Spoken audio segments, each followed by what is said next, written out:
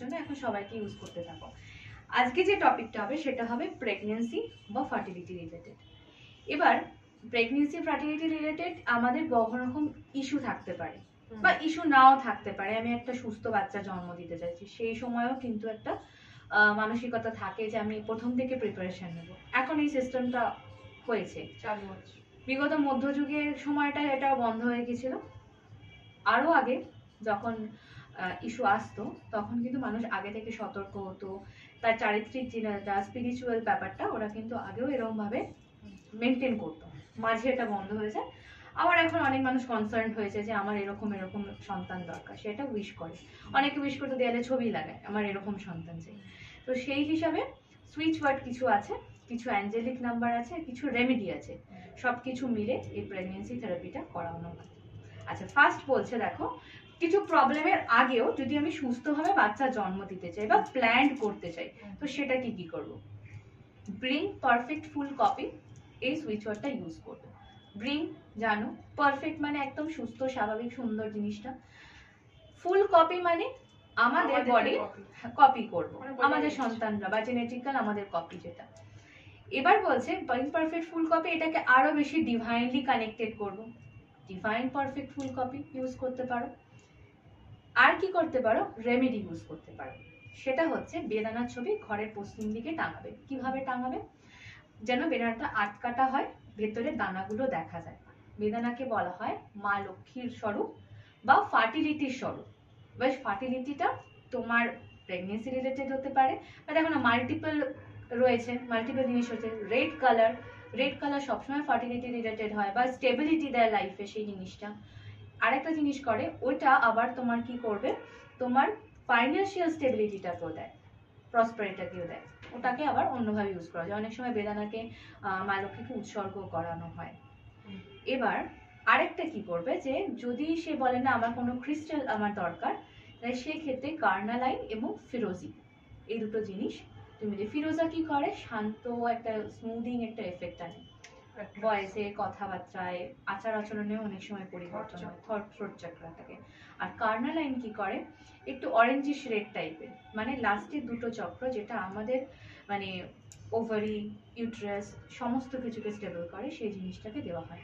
Mainly এই দুটো wife ধারণ করে, হাজব্যান্ডকে দেওয়া যেতে পারে, হাজব্যান্ড ফিরোজি পড়লে পড়তে পারে, কিন্তু ওয়াইফ যদি এটা ধারণ করে তাহলে তার শারীরিক, যেহেতু আমার 9 মাসটা আমার শরীরে থাকবে, মানে মহিলাদের শরীরে থাকবে, তো মহিলাকে ম্যাক্সিমাম সময় প্রোটেকশনটা দেওয়ানো হয়। কারণ আমার মানসিকতাতে আমার বাচ্চার মধ্যে ম্যাক্সিমাম ট্রান্সফার করে।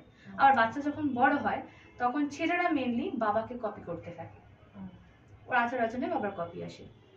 আচ্ছা, এবার হচ্ছে সমস্যা কোথায়? সমস্যা অনেক সময় হয় মিসক্যারেজ হয়, অনেক সময় হয় আমার পিসিওডি ইস্যু আছে, সিস্ট আছে, আমার আসছেই না, ওভাম ঠিকঠাক করে রিলিজ হচ্ছে না, বা আমি কনসিভ করছি বাট 1-2 মাস যাওয়ার পর আবার সেটা নষ্ট হয়ে যাচ্ছে। আবার অনেক সময় হয় ব্ল্যাক ম্যাজিক করা হয়ে থাকে, নিজের শ্বশুর শাশুড়ি অনেক সময় করেন, অনেক সময় পাড়া প্রতিবেশী করে, যে শত্রু আছে সে করে, চায় না যে বাচ্চা জন্ম হোক, হ্যাঁ অশান্তি ক্রিয়েট করে রাখুক, তাকে বাড়ি থেকে তাড়িয়ে দিয়ে থাকো, বা ওদের বংশ বাড়বে না, এরকম ভাবে অনেকে শত্রু থাকে। হ্যাঁ, সেক্ষেত্রে ওই নেগেটিভ এনার্জি কাটানোর সাথে সাথে আরো কিছু সুইচ ওয়ার্ড বা রেমেডি আছে, সেটা করা যায়। আচ্ছা, একটা জিনিস হয় যেটা হচ্ছে আমাদের বাড়িতে অনেক সময় গোপাল থাকে, তো গোপালকে সেবা দেয়, এবং গোপালের কিছু জিনিস আছে যেটা করলে অনেক সময় বাচ্চা আসে। অনেকে বলে গোপাল রাখলে বাচ্চা আসে না। এটা দেখার আগে দেখতে হবে তার চার্টে কি কন্ডিশন রয়েছে। তার বার্থ চার্টের মধ্যে দেখা যায় যে হ্যাঁ বাচ্চার তো টেন্ডেন্সি আছে, বাচ্চা হবে, কিন্তু সামহাও কোনো রকম পারিপার্শ্বিক কারণের জন্য হচ্ছে না, তখন কিন্তু তোমাকে ওই এই রেমেডিগুলো কাজ করে।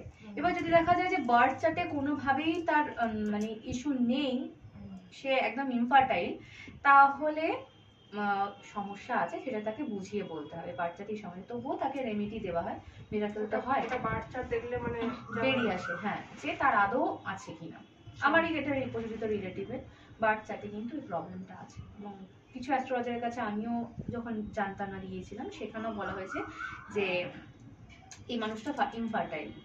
সঙ্গে সঙ্গে দেখে মানে জাস্ট ফিউ মিনিটসের মধ্যে সে বলে দিয়েছে এর কিন্তু সন্তান হবে না, এর বলা যায় এটা কোনোভাবেই পসিবল না, এরকম বলা আছে। আবার আছে কিছু মানুষের সমস্যা আছে কিন্তু তার সন্তান যোগ আছে, তার ক্ষেত্রে কিন্তু রেমেডি দেবে এবং বলার আগে বলে দেবে যে আপনার বার্থ চার্টে এই ইস্যু আছে, তো এই কারণে আমি দিচ্ছি। এবং সবসময় কিছু ক্ষেত্রে মিরাকেলও ঘটতে পারে এবং হাজব্যান্ড ওয়াইফ দুজনের চার্ট সেই জন্য ফলো আপ করাটা দরকার।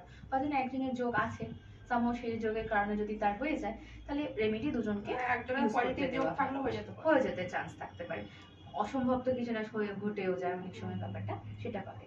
আচ্ছা, মিসক্যারেজে অনেকে ভয় পায়, অনেকবার মিসক্যারেজ হয়েছে বা ফার্স্ট টাইম আসছে, আমি দৌড়াদৌড়ি করি যদি আমার মিসক্যারেজ হয়েছে, এরকম ভয় আসে।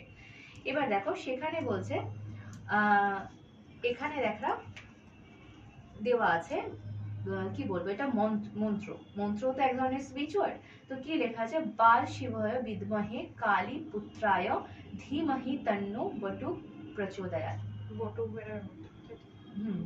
এবার কাল শিবায় বৈময়, কাল শিবকে এইভাবে স্মরণ করা হয় হচ্ছে কি, কালিমা কি করে, প্রোটেকশন শিল্ড ক্রিয়েট করে।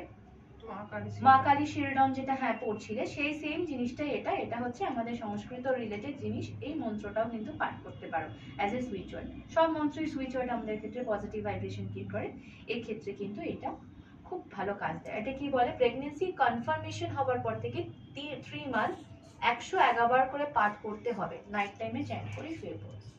ম্যাক্সিমাম ক্ষেত্রে দেখা যায় মিসক্যারেজের টেন্ডেন্সিটা নাইট টাইমেই হয়, এটা হয়, এটা ওটা আমি নিজেও অনেকগুলো স্টাডি করার পর দেখেছি।